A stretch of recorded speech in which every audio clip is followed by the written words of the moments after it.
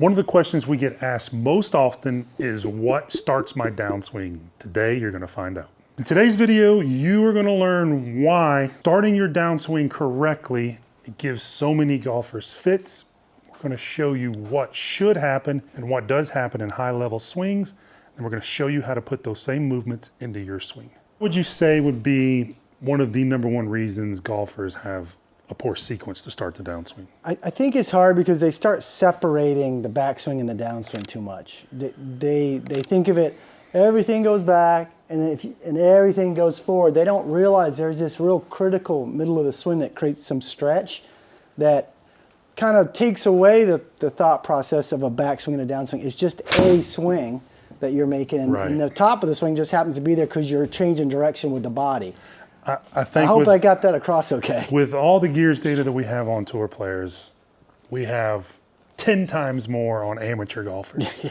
And if you want to put the two in a one bucket, you have the pros have a backswing, a middle of the swing that blends the two, and then a downswing. AMs will typically have a definite, defined backswing, end of backswing, downswing, like that. There's two separate happenings. The pros have a fluid blending of the two. We call it a wooden swing, right? A wooden swing. The exactly AMs right. have everything back, everything together, or a beginner has that same thing because they just don't realize there's this fluid action here in the middle where the body's unwinding while this club is just starting to finish. Right, and once you understand how to take advantage or create a middle of the swing, like that's one of your things that you've coined, I love using that term, it really starts to open up what you see your swing look like now when you see it on video, and then the shots you're obviously able to hit.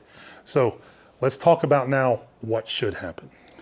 So the first thing we need to do is change our concept about the swing. Instead of thinking backswing, downswing, let's just think of a whole swing, a whole swing motion, right? It's all connected, the backswing to the downswing. So once we understand that, what we need to realize is that at address here, I'm set up to the ball, and I'm going to use my body to start to sling my arms and club back. So there's some early kind of speed here in the backswing that gets these arms moving up, where right in this area they start to die, right?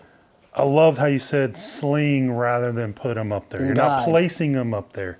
You're swinging them up there so they can, that early speed creates the momentum that allows you to diet to get the stretch that we need. I could not have said it better myself. So you're slinging it up there. There's some stretching that's going to happen here. Your body's going to stop turning somewhere in the backswing before the arm's finished. That momentum's going to carry them. As that momentum's carrying to the top, my lower body is going to start to increase or start to rotate toward the target just a fraction before this club changes direction. And that's that critical part of the swing that you see in really high level swings that you don't see in amateur swings. Yeah, and it's, I love how you said that, because it's not a getting up here and then firing to create the stretch coming down. It's not hold the arms up or trying to force this stretch by pulling my arm behind me. Like, it's all happens very naturally if you get that momentum early. So to go back and answer the original question, what starts the downswing? The backswing starts the downswing. You do the work on the backswing. Right, and you create that middle part of the swing, which is such a great way to say it. From there, right, it's literally like you're on a lazy Susan. You came up with this, and this has helped me almost more than anything. Explain how this works. So at the top, right, my torso is going to be 45 degrees ballpark, more turned than my lower body. I'm not trying to unturn and gain on that.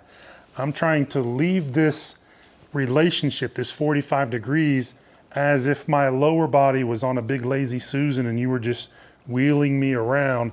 I would still keep this turn ratio as my arms lower. So by impact, my hips would be roughly 45 degrees open. My shoulders would be square, pretty much like they were at the top of the swing. I'm not trying to do this movement. And listen, we've looked at probably more 3D than anybody else. We know that the shoulders are fairly square to slightly open. The torso is more open. Right. But if we're just looking at the line across the shoulders and the line across through the hips, this is traditionally how you look at rotation. 45 hips, 90 shoulders. What Mike is saying is if you're looking at the above view, if you're looking down, my hips are going to rotate and that pulls the shoulders. You're carrying the shoulders down to impact. and you've got the corresponding side bend to get you into impact.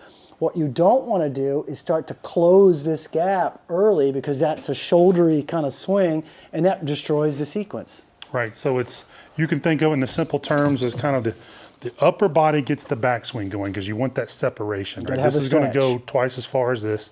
That's the stretch, and then the downswing, right? Once you do that middle part, the downswing kind of pulls the upper body around. So it's like a pull with the upper body in the backswing, a pull with the lower body in the downswing, and you use the arms correctly, then you've got a world-class golf swing. You do, and again, you look at really high-level swings that we were talking about, Xander Schauffele, how amazing he moves. If you look at his swing, there's a swing floating around on the internet, was kind of at an angle, and you can really see it. He's just about to finish here. He gets this little stretch going with the lower, and you can see that kind of, it sends that energy up through the body and into the club head. Because you got to remember, right, everything stays on the trail side. So I'm bending, lowering on my trail side as my hips pull everything around, and then I wind up looking like you see every great player do, rather than trying to get everything across my midline, which doesn't happen. Which is an amateur move, right? An amateur Pulling move. the arms and the upper body out this way, trying to get to the ball without the right lower body movements.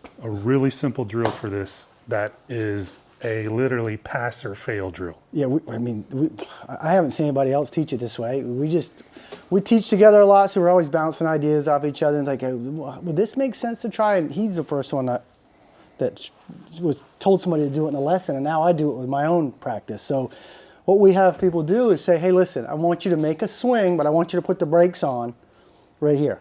Yeah, kind of lead arm parallel to slide. It's tough to stop it at lead arm parallel, so you're going to kind of be just a little bit past that. But that's where you stop. Rather than freezing at the top, you're going to stop right here, just below lead arm parallel. Yeah, so I'm going to play the role of someone that hasn't done it before, that doesn't have the sequence right. They will go, okay, yeah, sure, I can do it. They'll do something like that. Yep. So Shaun's hips are a little bit open, his chest is a little bit closed, and his club's way below parallel to the ground. And tipped way out. Tipped way out. And what we want him to do is something that looks more like that right there. So the hands are still above the waist, and the knees have squared up, and the hand line is still back here, and the club is on plane where I can deliver this. His upper arm is on the same rough line as his midline of his torso, his back line. So the practice here is to go like intent like you're going to hit, but put the brakes on, and then film that and see where you end up. If you can end up somewhere in here where the knees are square, but the arms are still in this position where the lead arm is against the chest, like Mike said, the trail elbow's on the side, the shaft is pitched in this position. If you can get to there and put the brakes on, you know that you've organized this correctly, and you've got the stretch here in the middle of the swing, and that's going to go a long ways for more club head speed, and it gives you a lot more control of the club face. And the reason why we like having golfers stop at kind of that mid downswing is you ain't going to change anything after that point. So if it's not in there by then, your knees aren't square, your arm and club's not in a good position, you're not going to really have much success fixing it after that. It shows the golfer's intent. And how early it has to happen. Yeah, they're like this and they go like this and the knees didn't move. I know that their thought process is just to put their hands on the ball instead of having this really nice kind of stretched middle of the swing here and getting the club into the proper position as they start down. So if you practice that and do it in the mirror, do it in a video yourself and stop and see if you're in the right spot and you can make some adjustments, you'll start figuring this out. Absolutely. So give that drill a try. Again, film yourself doing it, because what you think you're doing is rarely the case of what you're actually doing.